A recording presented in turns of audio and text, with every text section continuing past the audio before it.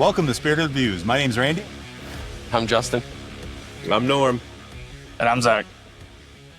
Our goal here is to give you honest reviews, bold takes, and probably some questionable wisdom. Justin, what are we doing? We got a bottle review today. You can reference our distillery series in the description down below for ratings we've done on past distillery series and things like that, and past bottle reviews to see where you align with which palate, and maybe you align with Crazy Norm and his Scotch takes and things like that, or Zach and his bakery notes. So, yeah, right. Yeah, Justin, you said we got a bottle review tonight. I'm not gonna spoil what we're reviewing, but I got some Norm's notes around the distillery. Just a couple fun facts. It'll probably give it a little bit away of what we're doing. Well, it's Evan Williams. And Evan Williams, what's really interesting about Evan Williams, he wasn't just a distiller. Like this guy, he was a Welsh immigrant. He came over here. He was a stonemason. He was a builder. He helped construct the courthouse in Louisville, among other buildings, right? He was such a entrepreneur. He has such an entrepreneurial spirit that like he saw in Kentucky, he saw all this abandoned corn crops laying around, and there was just no infrastructure to get this corn around to sell it. So what did he do? He started distilling the corn into whiskey. It was easier to transport and it was more valuable. He used to have these board meetings, the legend goes, where he would show up to these board meetings. He would bring a bottle of whatever he just distilled to these trustee meetings, right? And by the time the meeting was over, the bottle was empty. So we'll see. Hopefully tonight we'll empty that bottle I see there in the corner there. But what actual bottle are we doing, Zach? We're doing Evan Williams 23-year-old bourbon. I mean, I think this is definitely one of the oldest age-stated whiskeys on the market, and I think it is the oldest thing that Heaven Hill regularly produces. Not mistaken. I know there used to be an Elijah Craig 23. I think that's been discontinued at this point. So, speaking of Elijah Craig, it's the same mash bill. So we're dealing with 78% corn, 10% rye, 12% malted barley. And we're looking at 107 proof here. And an MSRP used to be $350. Looks like it may have jumped up finally. It's always been $350 since its introduction. But looks like based on our quick math before the show, we're dealing with a $400 MSRP now. But, still, I mean, incredibly old whiskey. I mean, what are we talking about? This is a 2025 release. 23 years ago was 2002. So, some old stuff. Yes, sir. Great. All right. So before we get in on the nose, if you could do us a favor, like, comment, subscribe, hit the notification button on the videos. It helps us out a lot, especially commenting. Let us know what you're thinking. Let us know where you're at in this journey, and just give us some feedback. We're always willing to hear all comments, as well as there'll be a link down below to join our Discord. It's free for everybody, and it's a great place to go and talk about stuff like this and other spirits of the world. All right, let's get on the nose, boys. that's a nose, man. That's a nose. Straight And up wood I think polish. Norm is frozen as we speak. No, he's just blown away. Speechless. Thank God we have the software. No, this is interesting. I'm getting a lot of, well, we'll get into that, but this is weird. I've getting a ton of like wood varnish here. Yeah, that's why. Yeah. Yeah, I'm with you on that, Zach. Like Maybe wood that's- varnish, maybe that's the leather, deep dark oak. Mm-hmm.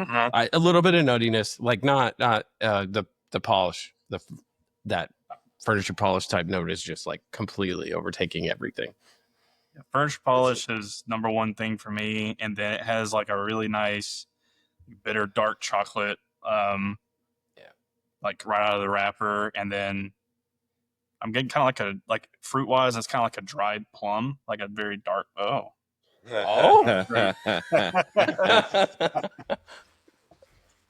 Oh man, get started early. Yeah. I mean, I'm I'm- getting like overripe banana. Like, how did Interesting. That's, Yeah, I can see that. like Yeah. very overripe banana. Oh, okay. Yeah. So, do you guys? It kind of reminds me of like a rum almost.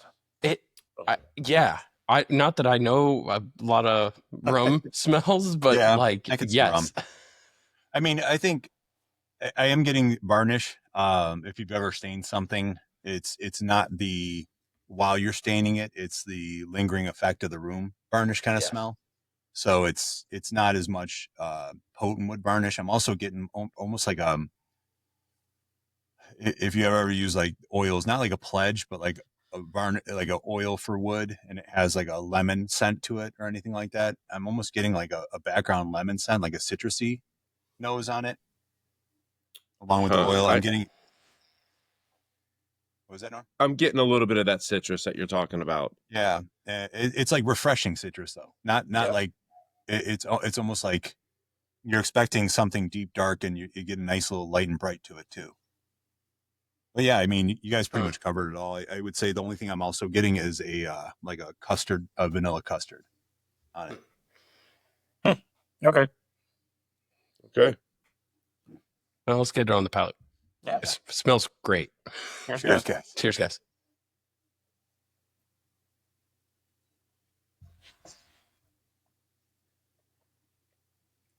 Wow, that's really.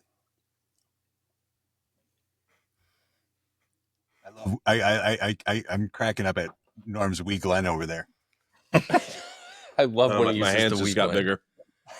you went to Scotland, your hands grew exponentially. Had to That's all carry the all iron- the bottles. All the Yeah. iron brew. Gotcha. Yeah. I did have one. You All have right. to. Wow. Oh man, that is an oak punch. So I mean, as expected. I mean, it's 23 years old.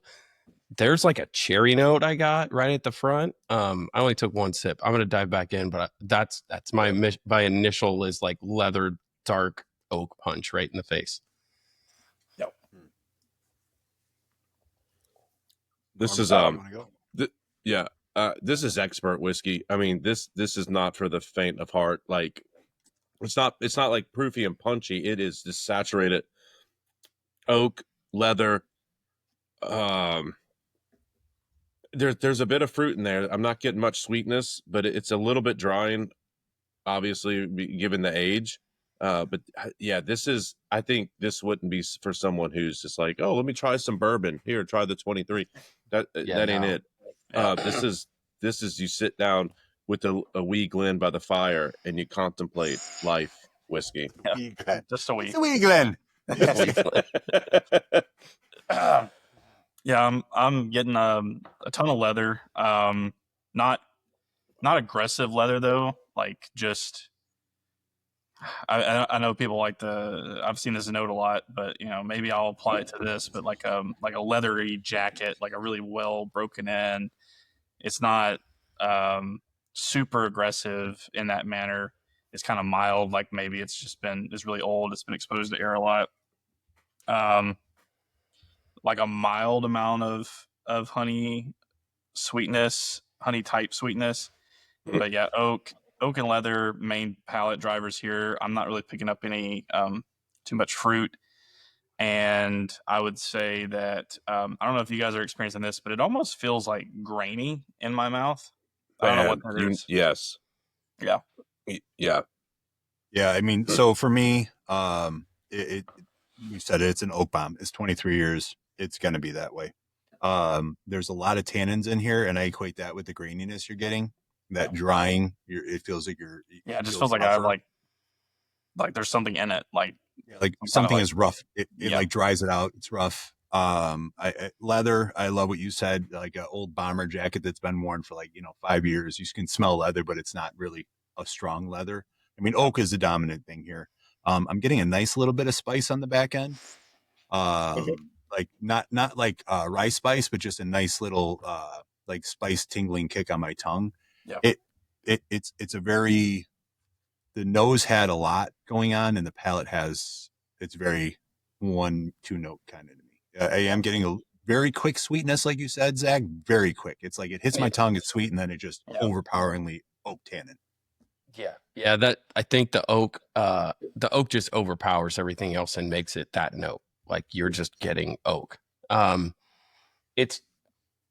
wish it was like it almost dies at the back side of the mid palate before it gets to the full finish, is where yep. it Absolutely. hits, and then it just dies right there. The pepperiness keeps going though, like because the oak tannins, it's not bad. Yep. It feels to me, because of that way it hits and the tannins, it drinks a little hotter than 107, but I agree. it I would say it's almost missing a little bit of viscosity for me. Not that it's not viscous, but like it feels thin, and I'm assuming this had to be watered down, because if it's not, this I think would just be too tannic. Yeah, you're not and getting that drying. mouth coating. It's not Yeah, wrapping the tongue. It's not just hanging like on. it just is missing that extra oomph that I think it would push it to where it would be awesome. It is not cask strength, but I think it's actually the highest proof 23-year-old regularly released. Yeah. Because Pappy 23 is like what 95, maybe 94, 94, somewhere in there. Evan Williams 23 was 90 proof. I don't even know if there was another 23-year-old regular release from a distillery besides those two. So who here has had Pappy 23? Just out of curiosity. No. Okay. I'm just curious. Have you? Yes, I have. To me, it's a very similar ride. Pappy is a little bit softer on the oak tannin up front, but other than that, it's a very similar ride. The only reason why I ask that is because that's always been a comparison. It's like, why pay $2,500 plus for a Pappy 23 when you can get this for what, $650 $700 on secondary? Like, if you want that experience, that oak, something experience. But anyway. That reminded me of, I was talking to Sam, our friend Sam, and he said something when he tried his, that it was like a proof down Oakley that had, and I could totally see that. It does kind of give that vibe to me of that 136 proof Oakley. If you know that. And I thought that was so much more dynamic though. Oakley. But if you think about it, think about watering that down. Proof, yeah. I agree. I could see that. I mean, it's a stretch for me. Yeah, I mean, it's on that path. I mean, it makes sense. It's the same distillate. You know what I mean? I don't think I've had Oakley, but what I've had is Russell's 15. And if that got proof down, I was thinking it might be more what this is, only because there's so much cherry on the Russell's 15. I know it's different mash bill, different everything, but there's so much cherry on that, and I get the cherry on the end of this one. But that's toned down. Like the cherry is so much toned down. It's so much better being toned down for me. I don't know if that's the age. It got to a certain age, or it's just being proofed down to where the cherry is almost non-existent. Say on the finish, I did start to get on the last sip like a candied orange, and then Norm. I don't know if you guys have had this soda, but Cheerwine. Oh yeah, of course. But yeah, that kind of cherry, like that syrupy soda cherry. Yes. I'm getting a different cherry. I'm getting like, if you have like, not like like a cherry cough syrup, like for kids, it's got like that. It's more candy, like syrupy kind of flavor. Yeah, I'm with you. After you take it down and it's sitting in your mouth for a while, you have that lingering like faint cherry taste, but it's more medicinal. That's what I get on this. Candy. Yeah, I'll send you a Cheerwine. Drink it at room temperature. Yeah, room temperature, and maybe let it go flat a little bit. Yeah, right. After the couple sips, I went back to the nose. I was getting more cherry on the nose after that. All right, I'm gonna pop up our score sheet here, but yeah, I think we're ready for that. Scores on this. Yeah. Who wants to start? I can start if you'd like. Go for it, Zach. Go for it. Okay, so you can see we got a new score sheet here. We tweaked some of the categories for this to kind of be a little bit more clear in our delivery here. For me, at MSRP, I don't think there's much of a secondary market. I don't know. Is there a secondary market on this, guys? Yeah. About 650. Yeah. 650. Okay. All right. Do we want to use that as our rating? Do both. Talk about SRP and then consider. So at MSRP, this is, as I said, this is one of the oldest whiskeys you can regularly get from a distillery, and it is one of the higher. I think it is the highest proof offering that isn't from an NDP or some of these other. We're getting more barrel strength stuff. this is kind of a holdover of a bygone era of luxury bourbon. So at MSRP, I would be absolutely happy to do exactly what we just did and split the bottle, because it is a fun experience in that sense. So I'll probably go with like a 6.3 at MSRP. If we're talking 650, then I probably have to.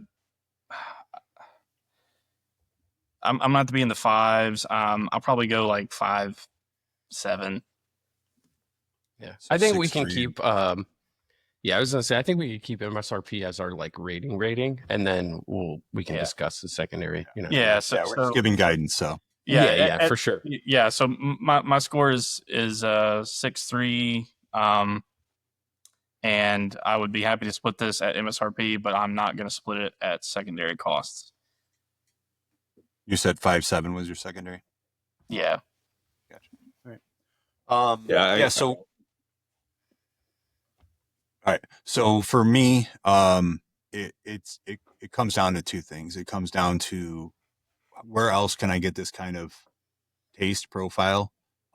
Whiskey for me is an experiential thing. Same thing with all spirits. I want something different. I want something that makes me think. To try and find a 23-year-old pour that has this much oak, has this much age, has this much going on under, say, $1,000 is really hard. I think that I do agree it's a great bottle to split so you can try it.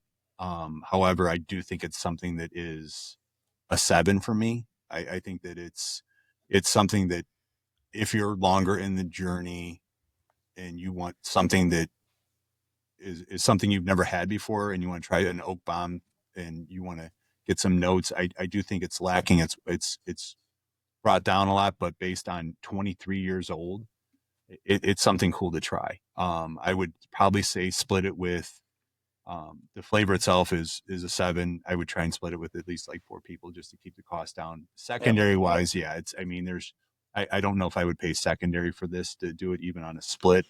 I would probably knock it down to probably about to a 6.5 on secondary price.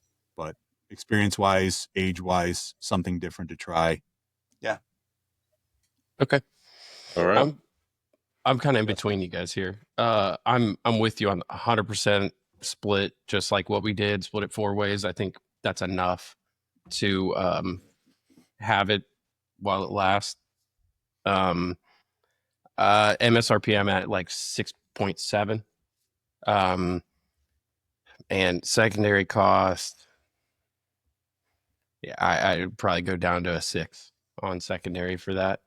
I don't think I would split it in at secondary price. I'm glad I got this at the distillery. Shout out Carson for waiting in line with me. Yep. It's this simple for me. It's a 6.5, splitting it all day long. I would say it could go up and be like almost shelf worthy, in my opinion, but that bottle is just terrible looking. That is true. I don't want that on my That's shelf. why you get the split bottle. You put it in the split bottle, they're prettier. Yeah, it's real pretty. So 6.5. It did. I don't know. I had a good experience with this. I think 6.5. Price is obviously being considered in here. MSRP is high. Secondary, I wouldn't buy it at secondary. I wouldn't split it at secondary. I would have to be at like a 5.5 on. So 6.5 and 5.5. I don't think splitting it at the secondary price, if you've never had something like this and you're ready for.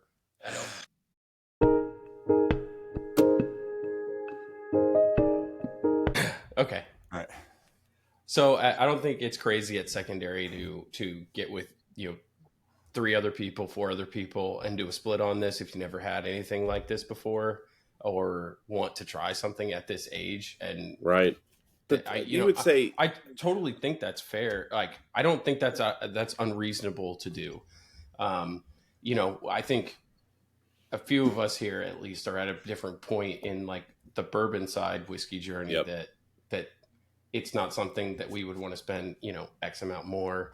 But for somebody, it's a solid old bottle. It's better than splitting Pappy. or anything like that. Like you know, That's true. I think for Yeah, me, go ahead. No, I know we're all just like, dude, that's it. Where are Yeah. you in your journey? Like, I think about this bottle, like new buyer, new person in trying to discover. Don't let that 23 say, "Hey, I'm going to go spend all the money and get this thing." Yeah. Don't do that. Just wait. Like, it's going to be out there. Um, Mid journey, really getting into it. Okay, I could see you. Justin, you made a case for maybe splitting that secondary just to see, right? Yeah. I could see that. I think for me, if you're splitting it at SRP, it's a 3 to 4 way split. If you're splitting it past SRP for secondary, you're talking like everybody gets 2 ounces kind of thing. You know, like a 2 to 4 ounce split it, much Yeah. thinner price. And then again, at secondary, you could also just go get a pour of this, you know, pay for a couple ounces at a bar and try it. for sure. It's just something I think that's cool to try. And at 23 years, it's, I mean, I just, what other bottle can you get 23 years, not of bourbon, yeah, Right. under $600? I think if you're looking like stats wise, right? If you're looking Yeah. at it from that perspective, this is a really good value, and it doesn't disappoint. It's just for me on the palate, I'm gonna, ignore this age statement, ignore the proof. Just what am I getting on my palate? What am I experiencing it? And that's why I was like, okay, this is good enough to like have an like. This is a bottle where if I was lucky enough to Ben and Justin's, I would want to share it with people. This is exactly what this bottle would be great for. Take it to a small bottle share with your best friends and like, hey guys, I got this 23-year-old and we're gonna taste it, and everybody's gonna have a good time. And it's not Oakley, it's not all these other pours that are coming out now that are these like world changing experiences. I don't think that's this pour, But from a statistics perspective, I mean, you probably can't get a cheaper entry level into 23-year-old bourbon, or even 20-year-old bourbon for that matter. Yeah. Right.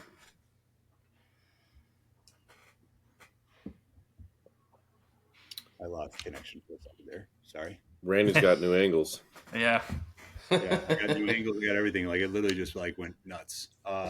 Anyway, so real quick, I think for me, I would go with this statement. Where can you go to find 23 year that's for the comments? Where can you go for 23 year that is good? Like that is like world beating. Like at what point does old become too old? Because that's the thing, right? You're talking about Oakley. How old is Oakley? 20. Under 20 years, right? You're talking. There's certain bottles that are under 20 years, but once you get over that 20-year mark with bourbon, this is more of a, hey, I want to try this, not a like, holy moly, I want to really go crazy. Because I think there becomes a point where too old is just it goes into a different realm of the tannins. You just can't get away from it, right? Right. You really do have to know what you're getting into here. It's not, it's not Calumet 18. Yeah.